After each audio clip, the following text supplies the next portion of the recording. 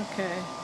We are here with Jessica Lewis. We just finished shooting, and I hope you can hear us because we have this fabulous air conditioning going, and we don't know how to shut it off, so you're going to have to bear with us. So what I wanted to ask you right off the bat was you did the El Camino, and I wanted to just start there because after that, did your life change after that? Did your trajectory of where you are now, was that a catalyst for you? I think my perspective on the industry, the fashion industry, absolutely changed, and also I was unsure about coming back into the industry, to be quite honest, after the Camino. So can you just sort of can you explain to people what the El Camino is and what you do? Okay, so the Camino is it's a trail that you walk. It's, I guess, a spiritual trail. It's 2 months long, and yeah, you just walk it. It goes starts in the south of France, goes through Spain, and yeah, it's just kind of a great trip inward. Did you do it alone? I did. Yes. What happened? Can you tell me anything that was really cool? Yeah. So I have 2 tattoos actually that I got when I was on the Camino. One of them is the sign of the Camino, which is on my foot. Okay. The shell. Okay. And you follow that shell throughout the whole journey. It's marked on the trail. And then I have my inward tattoo. And I got that when I was walking one day, and it was a very foggy day. I was walking through the mountains of Spain, and I started coming across all of these stone circles, and I saw in the middle of one of the circles, painted on one of this very tiny stone, was the word inward. And I didn't really think anything of it, and then I saw a friend of mine who I had met on the Camino. I haven't seen him for like 3 weeks, and I ran into him in the next village, and he gave me that stone, and he said it reminded me of you and your reasons for doing this trail. Wow. Yeah. That's pretty cool. It was awesome, yeah. So I guess your journey really did take you inward, and what did you come out from it? As you said, you looked at the industry different. How long have you been modeling for? Right now I've been modeling for 15 years. When I did the Camino, I'd probably been modeling for 12 years, 10 Okay. 12 years.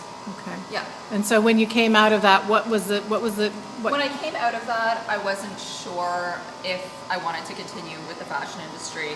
Of course, a lot of people would say that there's a lot of negative connotations associated with the industry.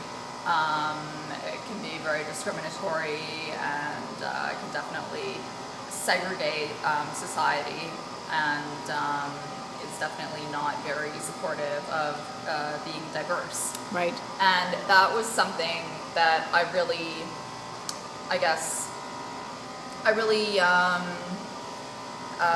realized is the diversity in society and in humans in general while I was on the Camino. So I was unsure about whether or not I was going to go back into the industry, and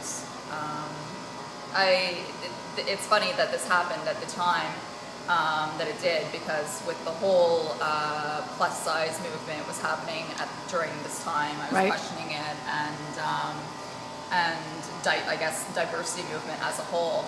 And I started meeting all of these girls who were on this exact same journey as I was, and were really pushing for diversity and body image acceptance, and really, I think, just getting a positive idea or ideal associated with the fashion industry, and pushing for a more relatable image Right. for society and young girls and young boys to grow up with.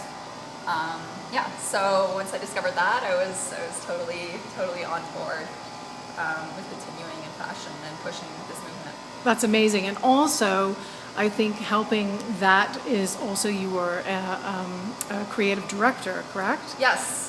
Yeah, I do creative directs, mostly editorials, and all of my editorials are diversity influenced in some aspects, whether it's race or size or whatever it is. I definitely like to have that aspect to my editorials.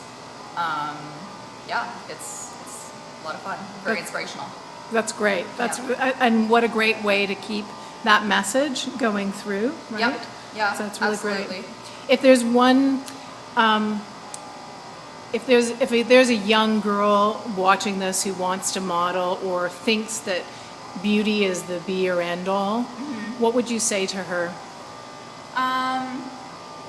I mean, beauty is something that is self-realized first off, and you really have to acknowledge and discover beauty within yourself, and that's the only place you're going to find it. You're never going to find it from a billboard or by trying to achieve an image that you see in a magazine. And I think that, you know, that in coming back to promoting these more diverse images and sizes, I think that kind of ties in with that, and showing that beauty really is comes in all forms, and it really is in the eye of the beholder.